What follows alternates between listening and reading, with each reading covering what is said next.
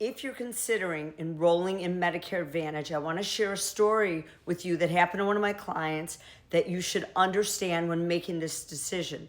This is not me telling you you should or should not get Medicare Advantage, but you just need to know this. I recently helped a couple out in Florida, and they had been in a Medicare Advantage plan for several years, not my client, but they got referred to me recently.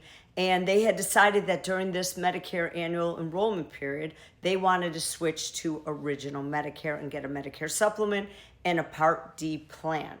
They were not unhappy with their Medicare Advantage plan, but there were certain things they heard about Medicare Advantage that they thought maybe as they were growing older, they may do better in original Medicare with a supplement.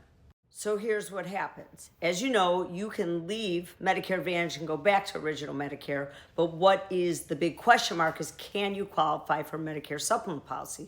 So the wife, when we did her application, she was approved for that supplement immediately. For him, when we did his Medicare supplement application, it didn't get approved. And it sat in underwriting for like 2 weeks. So the first few days, he asked me, is this normal? I said, yes, it's normal. By day 7, he was getting panicked, thinking that maybe he could never get that Medicare supplement policy. 2 weeks in, he was panicked again. So my office called the supplement company to say, where are we at with underwriting? He finally got a call from underwriting. He answered some questions and he got approved.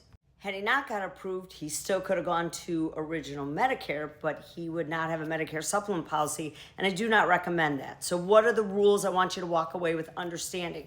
When you come in new to Medicare, if you're 65 during your IEP, your initial enrollment period, if you go into a Medicare Advantage plan, not a supplement, not original Medicare, you do have a 12-month trial right to see if you like it. If you don't like it, you can switch back in those 12 months, get a supplement, no questions asked. If you are past that initial 12-month period and you want to go to original Medicare and get a supplement, in most states you have to qualify with your health.